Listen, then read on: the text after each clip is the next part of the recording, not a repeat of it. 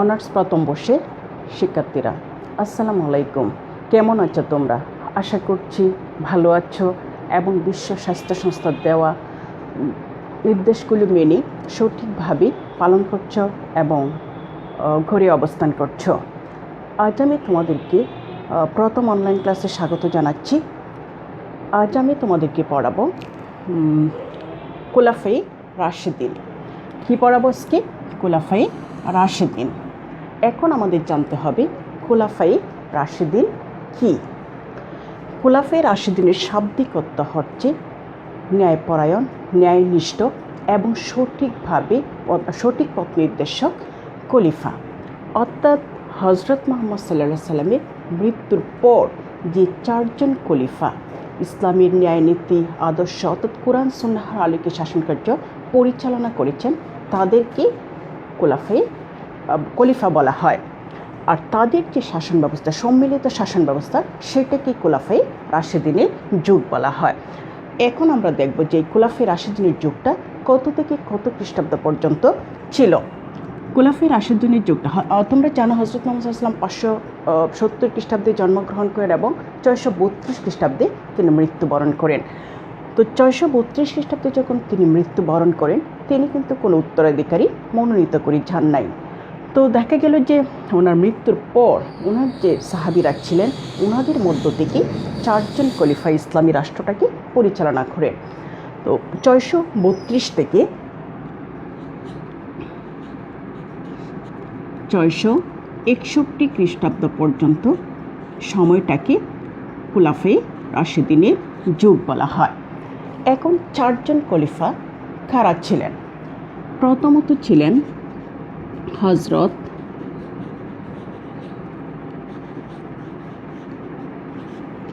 আবু বকর রাদিয়াল্লাহু তাআলা আনহু। কে ছিলেন প্রথম? হজরত আবু বকর রাদিয়াল্লাহু তাআলা আনহু। দ্বিতীয় যিনি ছিলেন হজরত ওমর।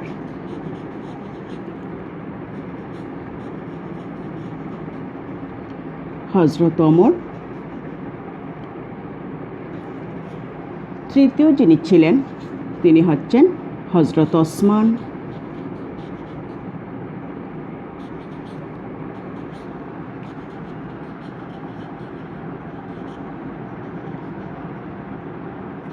এবং চতুর্থ যিনি ছিলেন তিনি হচ্ছেন চতুর্থ এবং সর্বশেষ যিনি ছিলেন তিনি হচ্ছেন হজরত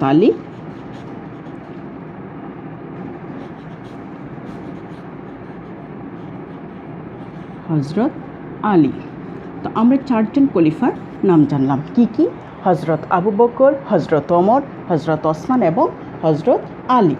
এখন আমরা দেখব যে কে কত থেকে কত খ্রিস্টাব্দ পর্যন্ত শাসন ব্যবস্থাটা পরিচালনা করেছিলেন। হজরত আবু বকর ছিলেন 632 থেকে 634 খ্রিস্টাব্দ পর্যন্ত। কত থেকে কত? 632 থেকে 634 খ্রিস্টাব্দ পর্যন্ত। তিনি মাত্র 2 বছর শাসন ব্যবস্থায় অধিষ্ঠিত ছিলেন। 2 নম্বর যিনি ছিলেন হজরত ওমর, তিনি 634 থেকে 644 খ্রিস্টাব্দ পর্যন্ত। 644 খ্রিস্টাব্দ পর্যন্ত, অর্থাৎ তিনি 10 বছর সময় শাসন ব্যবস্থায় অধিষ্ঠিত ছিলেন। এবং হজরত ওসমান ছিলেন 644 থেকে 656 খ্রিস্টাব্দ পর্যন্ত। তিনি ছিলেন 656 খ্রিস্টাব্দ পর্যন্ত। এবং হজরত আলী ছিলেন 656 থেকে 661 খ্রিস্টাব্দ পর্যন্ত। আমরা ওনাদের সময়কালটা জানলাম। অর্থাৎ 632 থেকে 661 খ্রিস্টাব্দ পর্যন্ত এই চারজন খলিফা শাসন ব্যবস্থায় অধিষ্ঠিত ছিলেন। এখন আমরা জানব খলিফা মানে কি। খলিফা শব্দের অর্থ হচ্ছে প্রতিনিধিত্বকারী বা স্থলাভিষিক্ত, প্রতিনিধি বা স্থলাভিষিক্ত। খলিফা শব্দের অর্থ কি?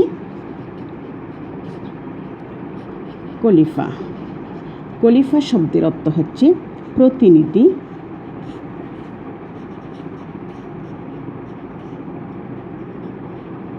বা স্থলাভিষিক্ত।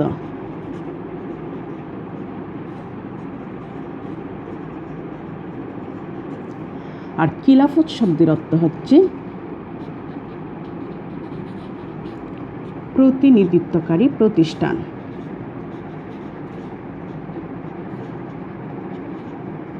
প্রতিনিধিত্বকারী প্রতিষ্ঠান। তাহলে আমরা জানলাম যে খুলাফায়ে রাশেদিন কি, কত থেকে কত খ্রিস্টাব্দ পর্যন্ত সময়কালটা জানলাম।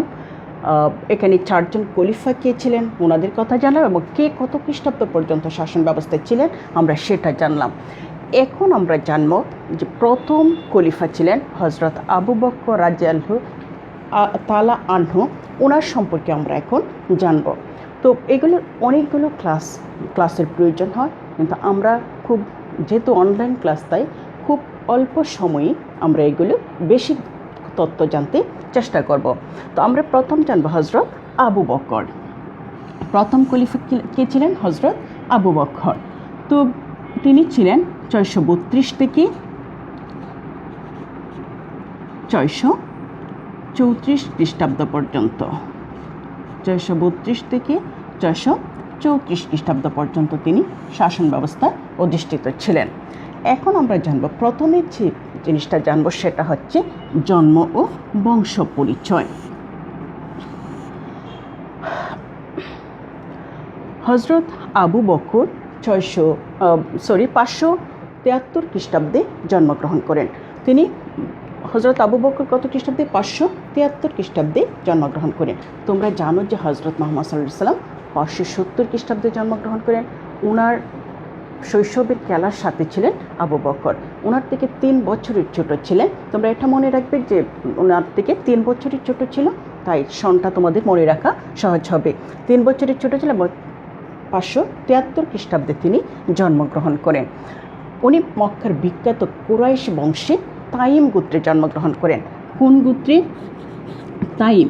আমরা গোত্রটার নাম জানতে মনে রাখতে চেষ্টা করব। তিনি বিখ্যাত তাইম গোত্রে জন্মগ্রহণ করেন। ওনার বাবার নাম ছিল কুহাফা এবং মায়ের নাম ছিল উম্মুল খায়ের সালমা। তো ওনার পরিচয়টা হচ্ছে তাই। তারপর হচ্ছে প্রাথমিক জীবন। আমরা ওনার প্রাথমিক জীবনটা কীরকম ছিল সেটা সম্পর্কে জানব। আমি বলেছি যে হজরত মুহাম্মদ সাল্লাল্লাহু আলাইহি ওয়াসাল্লামের শৈশবের খেলার সাথে ছিলেন হজরত আবু বকর। তো সেই হিসেবে তিনি এবং হজরত মুহাম্মদ সাল্লাল্লাহু আলাইহি ওয়াসাল্লাম কিন্তু সৎ চরিত্রের অধিকারী ছিলেন। ওনারা কোনোদিন মদ স্পর্শ করেন নাই।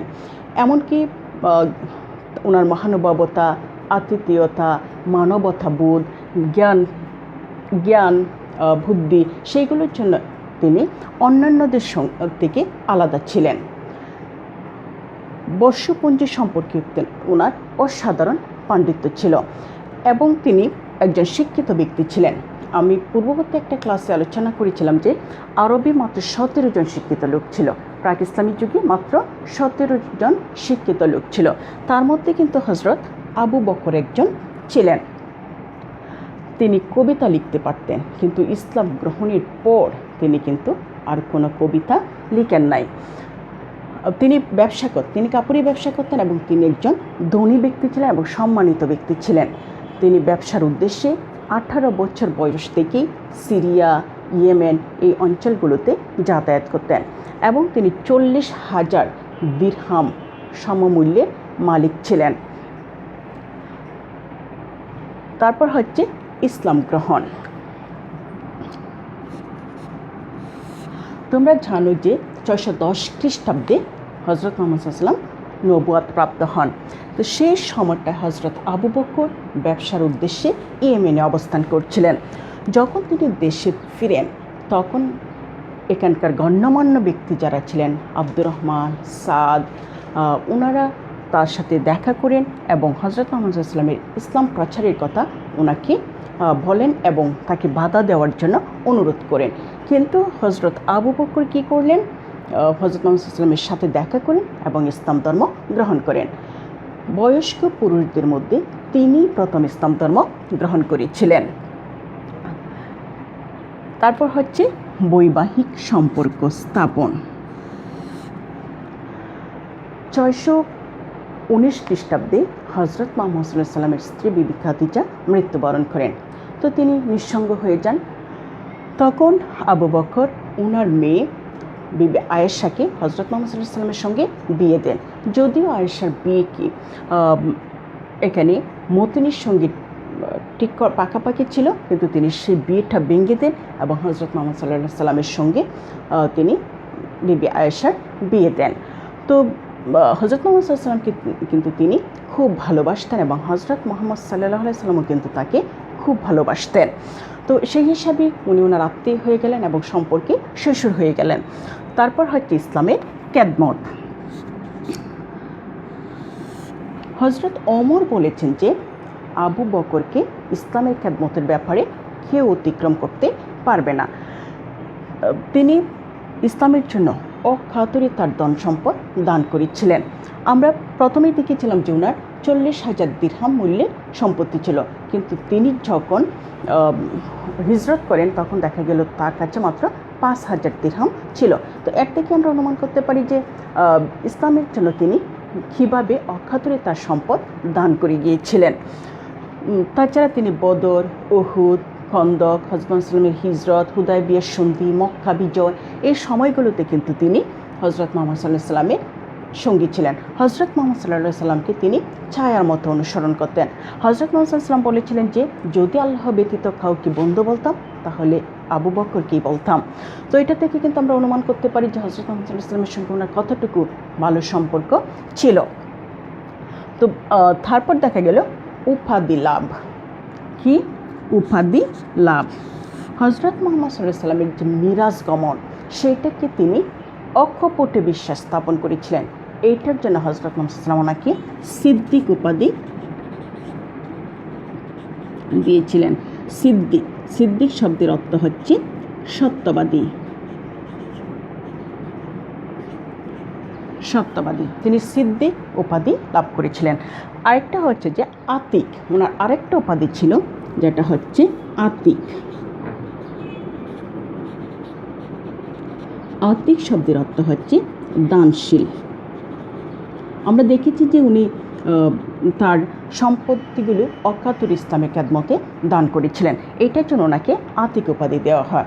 হজরত মুহাম্মদ সাল্লাল্লাহু আলাইহি ওয়াসাল্লাম যখন মক্কা থেকে মদিনা হিজরত করেন তখন যে মদিনার যিনি এক খণ্ড জমি ক্রয় করে তিনি যে মদিনা মসজিদটা নির্মাণ করেছিলেন সেইটার ব্যয়ভারও কিন্তু তিনি বহন করেছিলেন। তাহলে ওনাকে আতিক উপাধি দেওয়াটা যুক্তিযুক্ত ছিল, উনি একজন দানশীল ছিলেন। তারপর হচ্ছে খলিফা নির্বাচন। তোমরা জানো যে হজরত মুহাম্মদ সাল্লাল্লাহু আলাইহি ওয়াসাল্লাম যখন মৃত্যুবরণ করেন তখন কিন্তু তিনি কোনো উত্তরাধিকারী মনোনীত করে যান নাই। তো দেখা গেল যে এই ইসলামী রাষ্ট্রটা কে পরিচালনা করবেন, কারা পরিচালনা করবেন, এই নিয়ে মতভেদের সৃষ্টি হয়। তো দেখা গেল যে এখানে যে গণ্যমান্য সাহাবীরা ছিলেন তাদের মধ্য থেকে খলিফা নির্বাচন হওয়ার প্রস্তাব আসে। তখন দেখা গেল যে এখানে 4টা দলের সৃষ্টি হয়ে যায়। মুহাজির যারা ছিল তারা বলতেছিল যে আমরা ইসলামের জন্য সম্পদ, আত্মীয় স্বজন সমস্ত কিছু ত্যাগ করেছি, সুতরাং আমাদের মধ্য থেকে একজন খলিফা নির্বাচন করা হোক। আনসারদের মধ্য থেকে বলা হয়েছিল যে আমরা তাদেরকে সর্বোচ্চ সাহায্য সহযোগিতা করেছি ইসলাম প্রচার এবং প্রসারের ক্ষেত্রে, তাই আমাদের মধ্য থেকেই খলিফা নির্বাচিত হবে। কুরাইশ বংশোদ্ভূত যারা ছিলেন তারা বলতেছিলেন যে হজরত মুহাম্মদ সাল্লাল্লাহু আলাইহি ওয়াসাল্লাম কুরাইশ বংশের ছিলেন, তাই কুরাইশ বংশেরই কেউ খলিফা নির্বাচিত হবেন।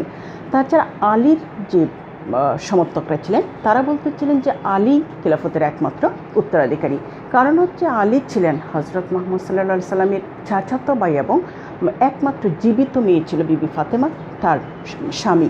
তো সেই হিসাবে হজরত আলীরই খিলাফতের দায়িত্ব প্রাপ্ত হওয়ার কথা। তখন সাইফা বিন সাইদা নামক স্থানে সবাই উপনীত হয় এবং হজরত ওমর, হজরত আব্দুর রহমান সাদ, ওনারা এখানে অবায়দুল্লাহ, ওনারা সবাই এখানে মিলিত হন এবং হজরত ওমর বয়োজ্যেষ্ঠতার ভিত্তিতে হজরত আলীকে হজরত আবু বকরকে খলিফা নির্বাচন করার জন্য প্রস্তাব দেন এবং তিনি হজরত আবু বকরের হাতে বাইয়াত গ্রহণ করেন। তারপর সাদ ওনার হাতে বাইয়াত গ্রহণ করেন এবং আনসারদের মধ্য থেকে প্রথম অবায়দুল্লাহ ওনার বাইয়াত গ্রহণ করেন।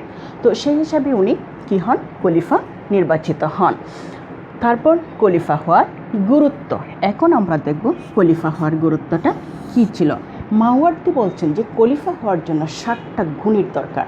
প্রথমত তাকে কুরাইশ বংশোদ্ভূত হতে হবে, তাকে পুরুষ হতে হবে, তাকে প্রাপ্তবয়স্ক হতে হবে, তাকে ইসলামের সঠিক জ্ঞান থাকতে হবে, ন্যায়পরায়ণতা থাকতে হবে এবং শারীরিক ও মানসিকভাবে সুস্থ থাকতে হবে। এবং আল্লামা ইবনে খালদুন বলছেন যে 4টা গুণ থাকতে হবে। ইলম, ন্যায়পরায়ণতা, সব দিক দিয়ে জ্ঞানের অধিকারী হতে হবে এবং তাকে শারীরিক ও মানসিকভাবে সুস্থ হতে হবে। এবং আল্লামা ইবনে খালদুন কিন্তু বলেছেন যে হযরত আবু বকরের মধ্যে সমস্ত গুণই ছিল। একজন খলিফা হওয়ার জন্য যে গুণগুলো থাকার দরকার সব গুণই ওনার মধ্যে ছিল। তারপর হচ্ছে তাছাড়া এখানে হযরত মুহাম্মদ সাল্লাল্লাহু আলাইহি ওয়াসাল্লাম যখন অসুস্থ থাকতেন, অনুপস্থিত থাকতেন, তখন দেখা গেল যে তিনি হযরত আবু বকরকে খলিফা ইমামতির দায়িত্ব দিতেন।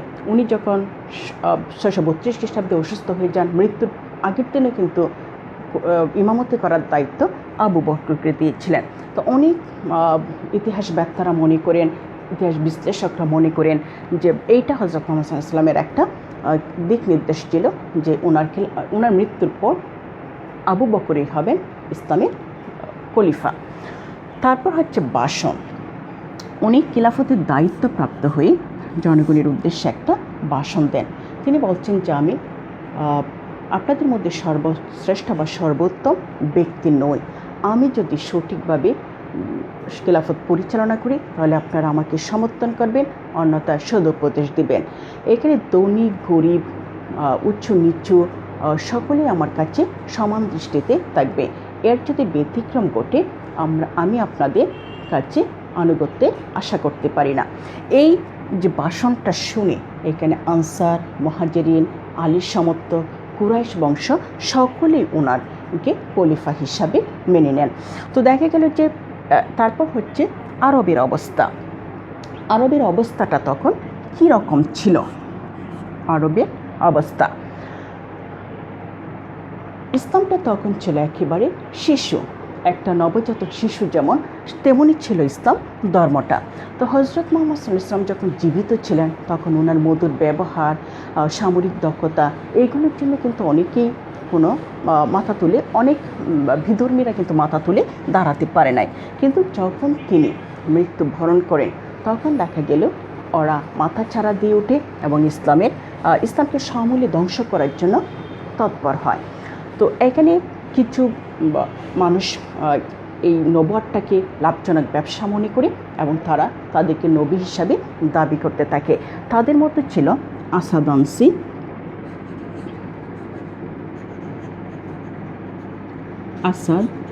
আনসি, তুলাইহা,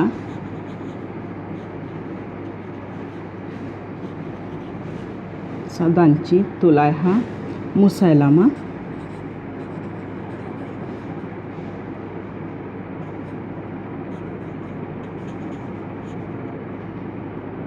ও শাহজাহ নামে একজন মহিলা নবী ছিলেন। ওনারা নিজেদেরকে নবী বলে শাহজাহ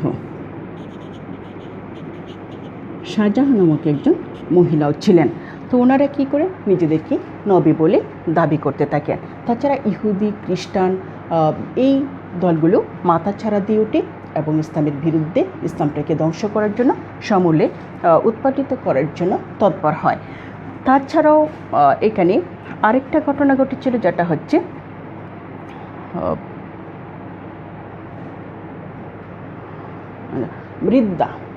রিদ্দা মানে হচ্ছে স্বধর্ম ত্যাগ। অনেক লোক দলে দলে ইসলাম ধর্ম ত্যাগ করে পূর্বের ধর্মে ফিরে গিয়েছিল। হিটরি বলছেন যে এখানে আবু বকর খিলাফতকালটা অধিকাংশ সময়টাই যুদ্ধে ব্যাপৃত ছিল। তো উনি যখন খিলাফতে আরোহণ করেন তখন দেখা গেল যুদ্ধ বিগ্রহ করতে করতে ওনার এই 2 বছর সময় অতিবাহিত হয়। তো তিনি অনেকগুলো যুদ্ধ করেছেন, তার মধ্যে হচ্ছে প্রথম যে অভিযানটা তিনি পরিচালনা করেন সেটা হচ্ছে সিরিয়া অভিযান। আমরা এখন ওনার প্রথম অভিযানটা পড়ব। সিরিয়া অভিযান 632 খ্রিস্টাব্দে, অর্থাৎ তিনি খিলাফতে আরোহণ করে এই সিরিয়ার অভিযানটা পরিচালনা করেছিলেন। সিরিয়া অভিযানটা তিনি পরিচালনা করেছিলেন। হজরত মুহাম্মদ সাল্লাল্লাহু আলাইহি ওয়াসাল্লাম, এটার অনেকগুলো কারণ ছিল, সিরিয়া অভিযানের অনেকগুলো কারণ ছিল। এখানে হজরত মুহাম্মদ সাল্লাল্লাহু আলাইহি ওয়াসাল্লাম যখন মৃত্যুবরণ করেন তার কিছুদিন আগেই তিনি সিরিয়া একটা অভিযান পরিচালনা করেছিলেন, কিন্তু দেখা গেল হজরত মুহাম্মদ সাল্লাল্লাহু আলাইহি ওয়াসাল্লাম মৃত্যুবরণ করার ফলে অভিযানটা স্থগিত করা হয় এবং পরবর্তীতে উনি খলিফা পদ লাভ করে তারপর সিরিয়া একটা অভিযান পরিচালনা করেন। তো এইখানে সেনাপতি ছিল ওসামা বিন জায়েদ। এটা সেনাপতি কে ছিল? ওসামা বিন জায়েদ।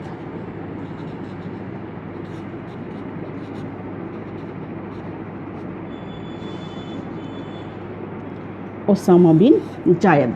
তো এইখানকার এই সিরিয়া অভিযানের সৈন্য সংখ্যা ছিল 700 জন। 700 জন মুহাজির ছিল এই সিরিয়া অভিযানের সেনাবাহিনী। তো সিরিয়া অভিযানের মূলত আমরা 3টা কারণ দেখতে পারি। 629 খ্রিস্টাব্দে 629 খ্রিস্টাব্দে কিন্তু একটা যুদ্ধ হয়েছিল, সেটা হচ্ছে মুতার যুদ্ধ। হযরত মুহাম্মদ সাল্লাল্লাহু আলাইহি ওয়াসাল্লাম জীবিত থাকাকালীন সময়ে মুতার যুদ্ধটা সংগঠিত হয়। আর এই মুতার যুদ্ধে নেতৃত্ব দিয়েছিলেন ওই ওসামা বিন লাদেনের বাবা, অর্থাৎ হযরত মুহাম্মদ সাল্লাল্লাহু আলাইহি ওয়াসাল্লামের যে পালিত পুত্র ছিল জায়েদ বিন হারিস, তিনি এই যুদ্ধের নেতৃত্ব দিয়েছিলেন। তো ওই যুদ্ধে তিনি মৃত্যুবরণ করেন। আর আমরা আরেকটা জানি যে হযরত মুহাম্মদ সাল্লাল্লাহু আলাইহি